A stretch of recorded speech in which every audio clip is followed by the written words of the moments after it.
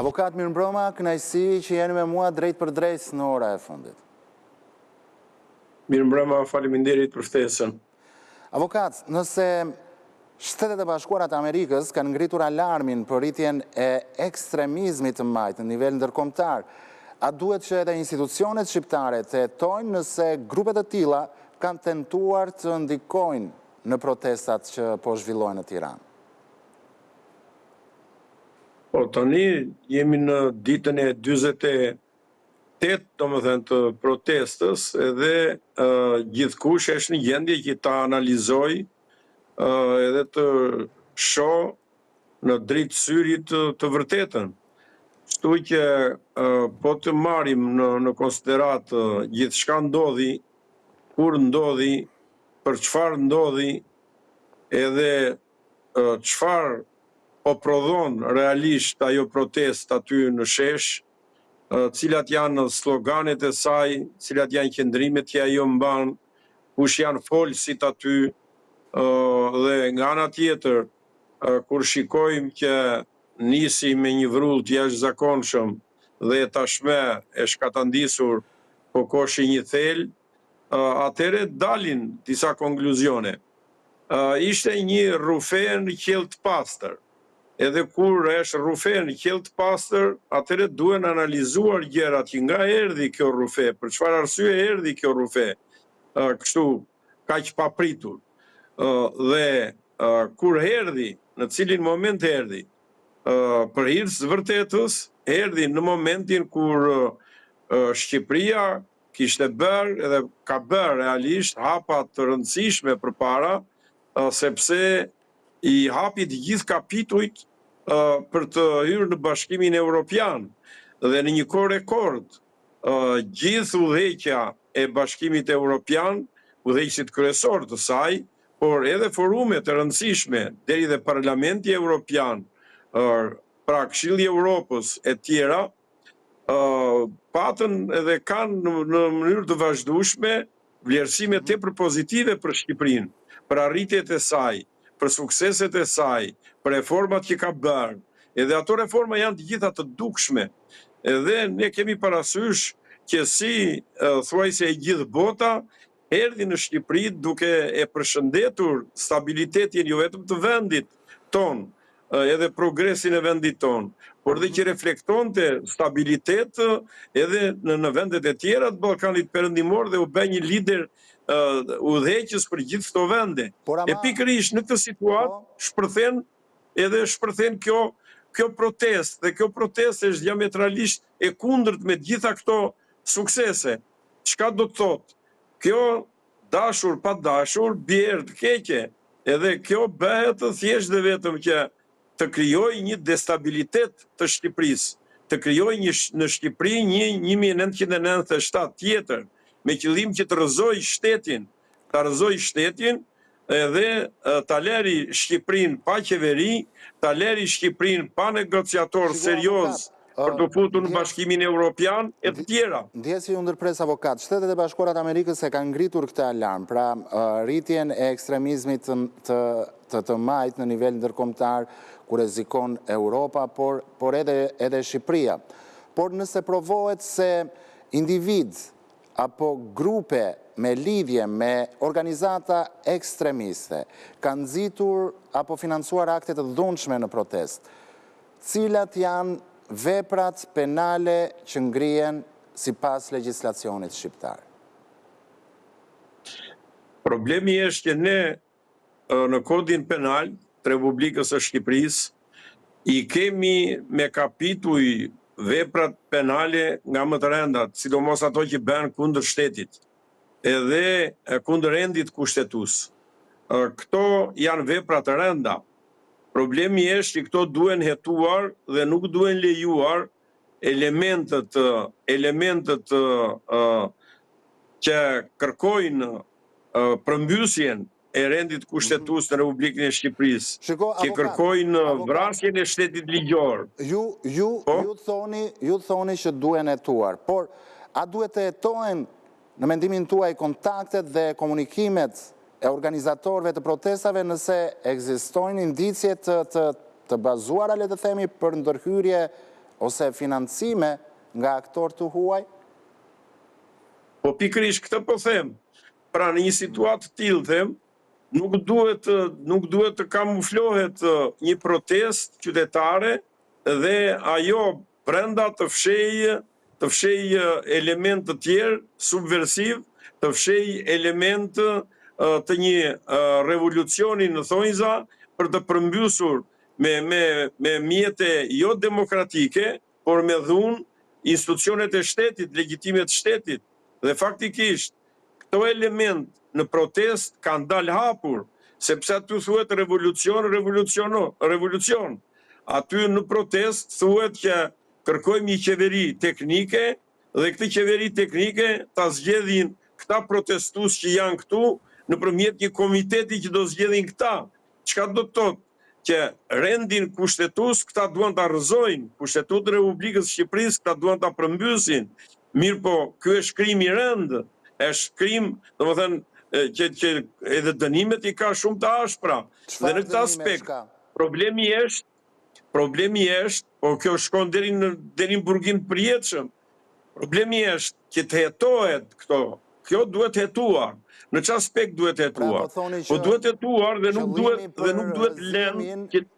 Po thoni që qëllimi për rrëzimin e rendit kushtetues dënohet deri me burgim të përjetshëm. Këtë po thoni. Po patjetër janë disa vepra penale aty, është kryengritja se thuash revolucioni me çfarë bëhet? Revolucioni bëhet me dhunë, se nuk ka tjetër rrugë tjetër aty. Dikush thotë që ata po protestojnë paqësisht. Po dakord jam, po protestojnë paqësisht, por sa do vazhdoj kjo dhe sa ka vazhduar kjo paqësisht. Se kjo paqësisht nuk vazhdoj. Mendoni avokat se Shqipëria ka nevojë për një kuadër ndoshta edhe më të fortë ligjor për të parandaluar, le të themi, infiltrimen e këtyre grupeve ekstremiste që flet edhe që po flasin me të madhe, po e japin alarmin edhe Shtetet e Bashkuara të Amerikës në protesta publike. Pra, ka Shqipëria për një kuadër edhe më të fortë ligjor nevojë në këto raste? Problemi është që ne ligjin e kemi, edhe ne në kodin penal i kemi. Unë po them që këto çështje, këto raste duhen hetuar. Edhe indicjet për t'i hetuar janë dhënë, janë shfaqur. Por shteti i së drejtës, institucionet dhe këtij shteti nuk duhet të qëndrojnë, nuk duhet të mbyllin syt, edhe nuk duhet t'i kapërcejnë gjërat thjesht dhe vetëm me atë që jo po hajde protestë qytetare është, edhe nuk është ai qamet i madh, edhe me këto sinjale që po jepen. Se nëse ti në protest pregatit hallb, nëse ti në protest sjell arkivolin aty dhe thua këtu do fus kryeministrin e vendit, nëse ti në protest shkon edhe e sulmon policinë e shtetit, sulmon policët e shtetit dhe i godet ata pa marrë parasysh që edhe, domethënë, dhunën që ushtron ndaj tyre që mund të shkaktoj dhe vdekjen e tyre, kur ti vete edhe sulmon policinë e shtetit, sepse thua që me që më ndaloj disa nga ata që kanë shkelur ligjin, unë do të thyej edhe thyen xhamat e thyen zyrat atje tjera me radhë. Të tëra këto janë element që i kundërvijen shtetit, i kundërvijen rendit kushtetues dhe këto sinjale faktikisht këto janë dhënë, sikurse janë dhënë dhe sinjalet e tjera që duam gjithçka, por gjithçka e duam këtu në rrugë, nuk e duam me zgjedhje të lira, nuk e duam me institucione demokratike, nuk e duam me parlament që të funksionoj organi ligjvënës dhe tjetë ai që t'u udhëheqë këto veprime e tjera me radhë. Dhe të tëra këto çështje nuk janë thjesht dhe vetëm të ekstremit të majtë që po infiltrohet edhe po zmadhohet në vendet e tjera të Europës apo në botë, mund t'jenë element tillë dhe ka plot, por ne këto elementi kemi patur. Ne këto i kemi patur që është kur erdhi në pushtet Berisha, edhe ai këto elementi ka mbajtur gjallë.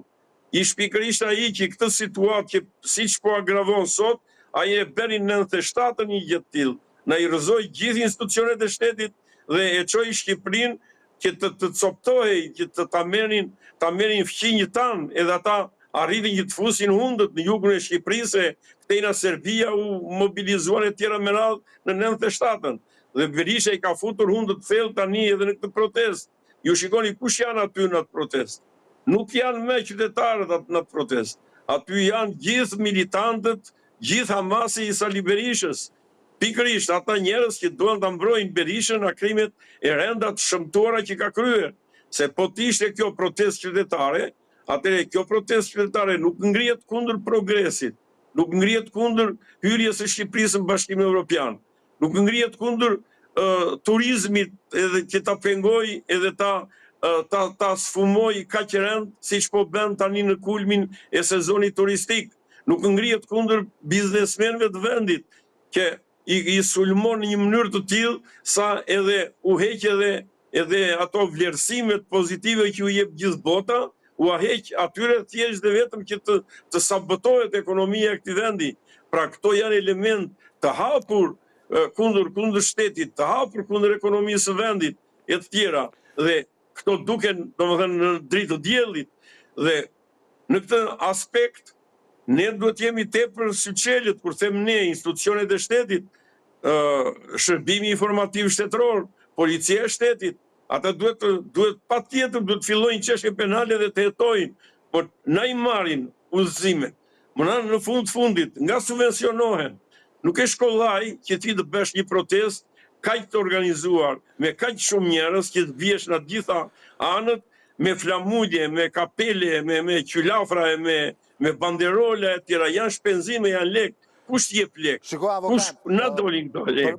Për të gjitha që ti po thua, nga ana ligjore, por ndoshta edhe në kushtet e tensioneve gjeopolitike, a mendoni se çdo indicje për ndërhyrje të huaj në protesta të trajtohet si çështje e sigurisë kombëtare dhe jo vetëm e rendit publik? Po patjetër, kjo është aja, edhe çdo shtet në botë e bën një gjë të tillë, cili do shtet serioz që funksionon dhe që demokracitë i ka funksionale edhe ka të shenjtë demokracinë, votën e lirë të popullit dhe ka të shenjtë dhe e mbron atë, institucionet e shtetit i ka të ndërtuara mbi bazën e Kushtetutës së Republikës dhe ka të shenjtë Kushtetutën e Republikës. Nuk lejojnë kështu një lloj amullie dhe një lloj që bëj çfarë duash ti. Pra po thoni që duhet të trajtohet si cënimi i sigurisë kombëtare. Po është cënimi i sigurisë kombëtare, është realisht, nuk është kështu prallë edhe parull. Edhe nuk është kjo që të pengoj protestat në asnjë mënyrë, se dikush thot me këto. Jo, kam një pyetje tjetër, meqense ju thoni që kjo gjë është cënimi i sigurisë kombëtare. A ka cënuar sigurinë kombëtare Albin Kurti me vetvendosjen apo edhe vlen e Maqedonisë së Veriut në ndërhyrje në këto protesta? Po problemi është që këtu janë në sinkron gjërat. Janë në sinkron. Kur them janë në sinkron, kam parasysh që një protestë që bëhet edhe që ti do t'i vesh emrin që ka probleme Shqipëria, ka probleme qeverisja e vendit, ka probleme në fushën sociale e tjera me radhë. Atëherë nëse ka probleme këtu, pse duhet vinë forcat të tjera nga jashtë? Pse duhet organizohet, bie fjala, detashmenti i kosovarëve të Albin Kurtit apo të kësaj partisë atje që është krijuar në Maqedoni dhe që i vuri flakën faktikisht Maqedonisë atje e çështjes shqiptare atje, edhe vjen tani t'i veri flakën edhe Shqipërisë në Shqipëri. Pse vinë këta? Këta vinë pikërisht në këtë, vetëm me këtë mision, me misionin që ta përçajnë kombin ton. Albin Kurti ka ta përçajnë kombin ton edhe ta cënojnë sigurinë kombëtare tonën. Ju e shikoni, e di çfarë situate e rënde shkrijuar me ardhjen e shqiptarëve të Kosovës këtu në këto protesta dhe që hiqen si diasporës ato, apo të asaj të Vlamit në Maqedonia, ka krijuar një tension të madh edhe ka krijuar një përçarje të rëndë kombëtare, sepse kudo në çdo lloj ambienti në Shqipëri flitet edhe thuhet, po çfarë janë këta? Këta çetnik janë këta, por ne Kosovën e duam me shpirt dhe duam të bashkohemi me këta.